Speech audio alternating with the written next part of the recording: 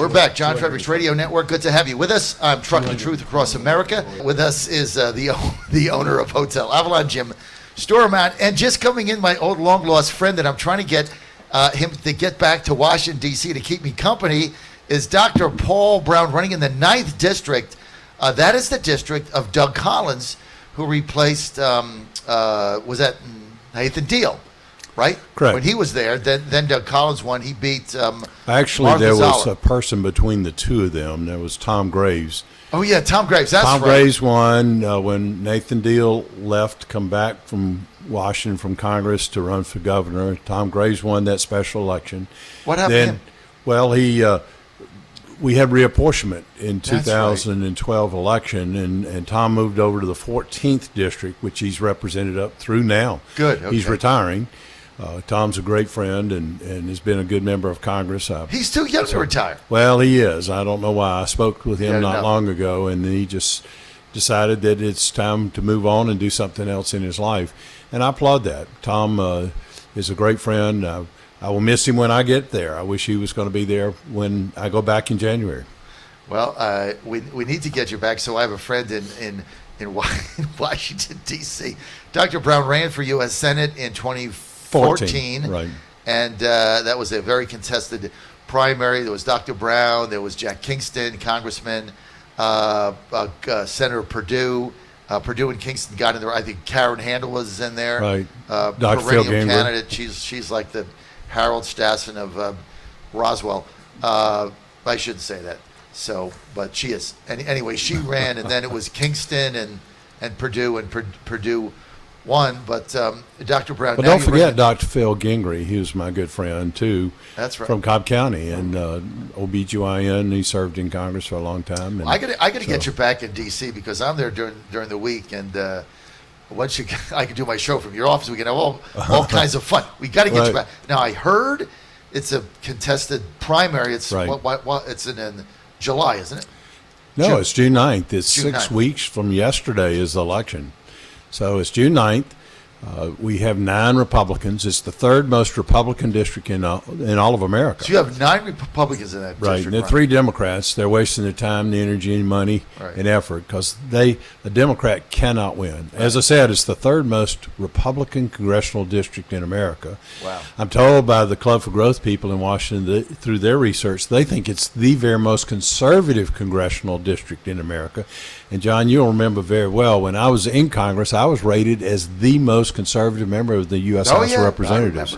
I remember. So it fits me and I fit it. So we're running real hard and we're going to win. We just need the resources, and people can go on my website, paulbroun.com, Paulbroun. I spell Brown with you, as you know, John, but my family either can't spell or can't pronounce. paulbroun.com. They can contribute. They can volunteer. We have actually interns working for us that are in Texas and even one in California that are helping us to try to win this race back. Broun, Dr. Paul Broun, running for Congress again, primary June 9th.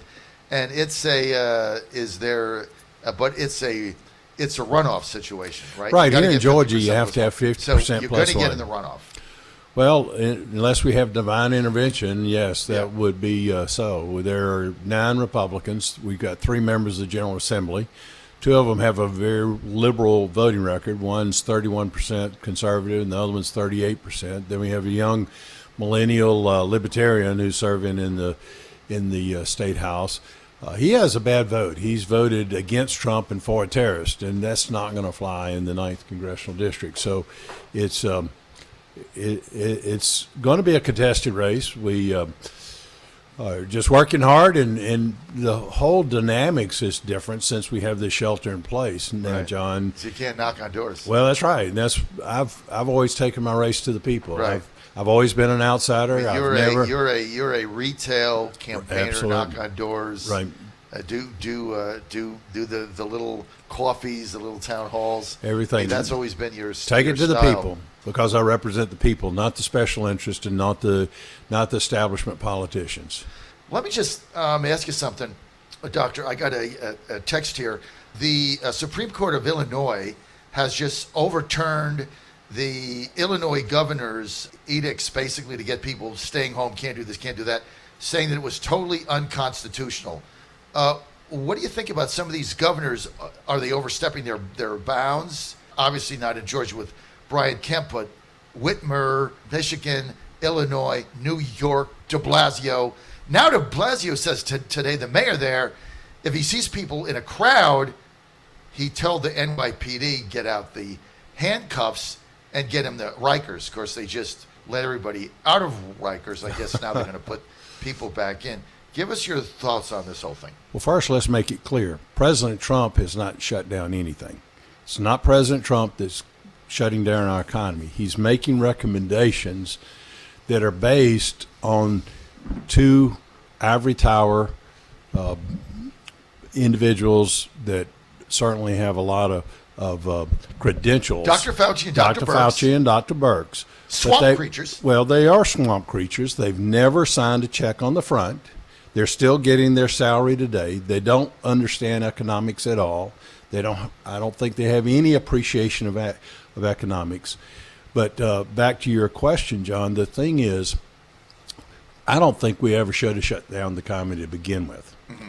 And certainly we need to open it up. We're seeing studies. There was one done by Stanford University in the Bay Area. There's one done down in Los Angeles, one also in New York, where they're going and doing antibody tests of people who've never had any symptoms at all. Actually, we were going to have one this weekend here in Fulton and DeKalb counties. I was just talking to Jim about he would like to have that for himself. But, John, back in December, I was seeing patients that had the worst flu that they've ever had. All the symptoms of Wuhan flu, the coronavirus, Chinese virus. Their flu tests were negative. I think we have a whole lot larger number of people across this country who have gotten the Wuhan flu and recovered, not had any problems. Back then we were having some people die, just like we have people die from regular flu every year. But 6 months ago, let me tell you, I did a post on my Facebook page where I said, mark my words, before the election in November, sometime next year, this was the end of last year, I said, the liberals and the press, the Democrats, are going to find some way to crash our economy to try to take President Trump out. They weren't able to do so with the Russia collusion. I'm looking for a word here, for the hoax of the Russian collusion. They weren't able to do it when they blamed him for a phone call to the Ukrainian president, which was perfectly legal, perfectly right. It was perfect, as President Trump said. They impeached him, still could not knock his approval rating down. They were seeing that there was no way that that was going to take him out in this election come this November 3rd. And I projected back in the early fall of last year, about 6 months ago, that something was going to happen to try to crash the economy to take President Trump out. Evidently, there was a video that a friend sent me, but it's been taken off of YouTube, where Dr. Fauci said in 2017, I believe, that there was going to be a pandemic here in America that was going to crash our economy. Mm-hmm. How did he know that? Mm-hmm. I don't know, but I'm just very suspicious. Fauci and Dr. Birx are swamp creatures, and neither of these doctors, they're government bureaucrats in Washington. Exactly. I mean, they're part of the swamp. I think Trump's got to fire the two of them. I can't. The guy Fauci, when he comes on TV now, I get a repulsive reaction. I just can't stand the guy. But the thing is, Doc, I mean, you were in Congress. You had a communications team, and they put out a message, right? Right. And so what we've got going on here is President Trump and Vice President Pence get up. They put out a message of the day, and as soon as the press conference is over, Fauci runs over to CNN and disputes everything he says. Right. What organization can survive that way? Jim, that would be like you're the owner and managing partner of Hotel Avalon, and you have a website, you have all the branding you have, and then you have a general manager who goes on TV and says, well, that's not really true. You know, we don't really do this and we don't do that, and to be honest with you, our breakfast is way overpriced, and I wouldn't go here for dinner either because, the steak's not that good. you couldn't have her. You would fire her tomorrow. Yeah. So how does this go on? Well, it's going on, I think. Well, you asked Jim the question, so I'll shut up. Well, him answer. yeah, I mean, I think I have a sense that the federal government's a little dysfunctional right now, in that we're getting all these mixed messages from the different players. But we're trying to just be boots on the ground here to deal with the reality of a business. I mean, I have some other hotels as well, but this, I must say, this is my primary focus. Right. And we've got to find a way to safely get business back to action, because I can't sit here. I'm not depending on the federal government to solve all my problems. We need to solve our own problems, and the only way to do that is to generate business and start the economy going again. Right. And we need to do it as right away. I think I applaud what President Trump is talking about, trying to get our economy going. I really applaud what my good friend Governor Brown Kemp is doing to open up the economy here in Georgia. But also, he's got a swamp creature in Dr. Toomey here in Georgia. She is a government bureaucrat. She's an ivory tower person. She's kind of that same mentality as is Fauci and Birx. And so, unfortunately, President Trump has too many people that he should have fired long ago. Exactly. As part of his administration. I think there are people within the White House that are trying to destroy the Trump presidency and have been for the last 3.5 years. He needs to have a complete overhaul in his next term of what is going on in the White House. I'm real concerned about even people who are very close to him. I'm not going to name any names, but there's some people very, very, very close to him that I think are bad advisors to President Trump. We've got to get America going again to make America great again. I'm a very ardent supporter of President Trump and have been all along. Right. Ever since my good friend Ted Cruz was no longer in the picture, I supported him initially, and right. then when he was gone, and Ted Cruz and I are good friends, right. and we were in the trenches together fighting right. our own establishment. But as soon as Ted was gone, I jumped on the Trump train, and I've been there very solidly since. And I think President Trump is doing a great job under the circumstances. But he's got bad advisors in these two, Birx and Fauci, and I applaud what Governor Kemp is doing. Hope that he will continue. They shouldn't look at the polls because the polls are skewed. Right. They're skewed because the press has done everything that they can to scare the pants off every American. And they've been very successful. Oh, very successful. Very successful. But the press wants to take Trump down as well. And so I think it's all part of the way to take him down is by tanking the economy. I mean, why That's right. are that? That's what I said 6 months ago. Well, the pandemic is nonpartisan, right? The COVID-19 is right. nonpartisan. Republican or Democrat, if you get it, you get it. Yet, why is it that all the Democratic governors in swing states don't want to open the economy up and get businesses back? Wisconsin, Evers in Wisconsin, Wolf in Pennsylvania, the governor of Minnesota. You look at the Cooper in North Carolina, all these swing states, they're doing everything they can to keep things locked down as far as they can. Why? I think it benefits them somehow, and because I think that they're all part of that liberal, progressive, communist, socialist, all those are synonyms of each other, Democrat. Because all the longer the economy is in lockdown and Jim Storman's hotel has got 218 people furloughed, and he's at 5% of his revenue base, right? People aren't going to be excited about going out and voting for Trump when there's 35 million people unemployed, right? Yeah, I think it gets down to the fear factor, though. Also, I think people irrationally people are afraid, and I don't want to die. But what are they afraid of? I don't want my friends to die either. But I think the statistics are really more in our favor than people give it credit for, and I don't know why.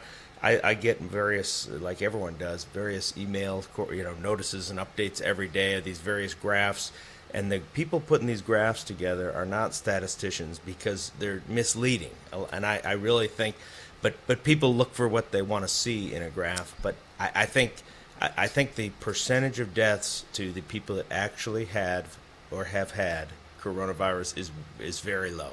Yeah, I agree with that. In fact, back in December, in January, I was seeing patients that had the worst flu that they've ever had.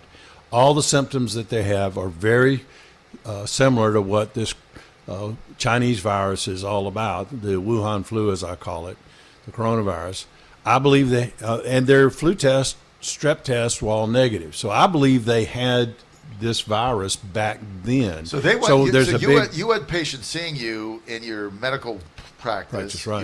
You're a medical practitioner. You're a doctor. Right. Come to your office, had all the flu symptoms. You do strep. They come back negative, and you were like, I don't know what this is. So take 2 aspirin, go to bed type of thing. And people back then actually died just like they do of the flu every year. We've never shut down the economy for any flu. Now, don't get me wrong. This is a bad virus. It is a new virus. I believe it was very likely developed by humans in China. And we know that Dr. Fauci even went over to the Wuhan facility there back a few years ago, and he was involved with all this. So I don't know what his function with this particular virus was all about. And back in 2017, as I said, there was a video, I'm told, that said that we were going to have a bad pandemic in this country before the Trump administration was up for re-election. So I'm just very suspicious of these folks. But the problem we have, Jim and John, is a denominator problem. They're just looking at people who have had the positive test and how many people have died with that. Here in the Atlanta area, the Emory University, I understand, just this weekend, are going to go out in neighborhoods in Fulton and DeKalb counties, knock on doors, and do blood tests on people that have never had the symptoms, right, to try to find out in this area here in Atlanta, right, who actually has had exposure to the coronavirus and has developed antibodies. And right, I think if we extrapolate those numbers of right, those studies that were done in New York, were done by Stanford University and UCLA, right, if we extrapolate them to the population there, right, the number of people who have actually been exposed, developed antibodies, are much, much higher than those people who had the test. The people who had the test are the people who are very symptomatic and are sick. Right. God tells us in his inerrant word that we are fearfully and wonderfully made, and we have ways, if our body's healthy, particularly if our gut is healthy, of fighting off these viruses, right, and staying healthy. And I think what we're going to find eventually, if we can really do the studies, is that this has been a bad virus, certainly. People are died, unfortunately, but it's not as bad as the press have been making it out to be, and how the press has just gotten people petrified of this virus. Everybody thinks they're going to die if they have any exposure to it. And I can tell you stories. In fact, I was working in one of my friend's offices. I was actually in adjoining offices, just a little narrow passageway between where I was, and I was in the front of an office. There's a second office next door with this little passageway, and there's a lady working in the back of that office, and she thought I never saw her.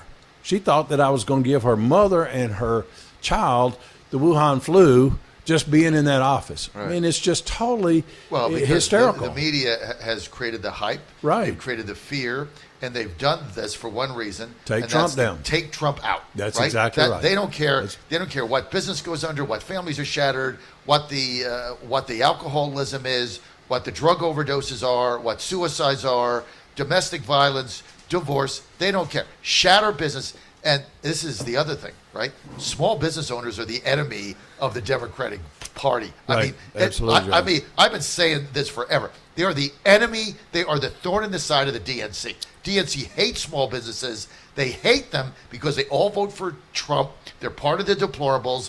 They employ millions of people in the United States, and they can't control them, right? That's right. So they hate small. So, put them on. So, I mean, these 3 studies have been done, Stanford, USC, and New York. None of them get any play in the media. It's like they don't exist. Right. We're fixing to have that one here in Atlanta, too. Paul, when are they proposing to publish the results? Is this just this weekend, 2 days of testing? That's my understanding. They're going to go knock on doors in Fulton and DeKalb counties here in Atlanta and talk to people and ask them if they would submit to a blood test. They're going to do Random. It's all random. They're going to ask people if they've had any symptoms, and they're only going to test the people who have had no symptoms whatsoever, been perfectly healthy. And I think you're going to find a fairly significant number of those people that actually have antibodies to the coronavirus. I am very excited to hear the results of that survey. Well, the question is, as John was saying, the press doesn't report these they things don't want because to it goes report against their because it doesn't fit their narrative. This Right. isn't about science or results or follow the medical. I mean, I just got one of my Democrat listeners in Richmond, Rufus, text in, and he says, John, swing state governors are not communists; they're the real conservatives, putting lives before corporations. Wake up, John. Rufus. I mean, look, Rufus, you know and I know the Democrat governors that are keeping things shut down in swing states are doing it to tank the economy so that Biden carries those states. I mean, come on. It's just the medical community doesn't matter. Science doesn't matter now. Nothing matters because if it doesn't fit their narrative. So the Stanford study, nobody picked it up in the media. Either did the USC study. Either did New York City. Nobody picks it up because it doesn't fit their narrative. Right. And their narrative is stay home, be afraid, wear a mask, don't go out. People are dying. Body bags in cul-de-sacs, tank the economy, get checks from the government. Hey, in November, we'll have to do a mail-in ballot. Biden wins. You know what the ultimate vaccine will be? Joe Biden. When he wins, all of a sudden, the Democrats and the media will do an all clear on November 6, 2020. All clear. God We help get us. back to work. We found the vaccine. President-elect Joe Biden. Stay with us. John Fredericks Radio Network. We're with Dr. Paul Broun. We're with Jim Stormont. He's a business owner. Dr. Broun, get accustomed to saying Congressman Dr. Broun. 'Cause Love that. He's going back to Washington with me. Misery loves company.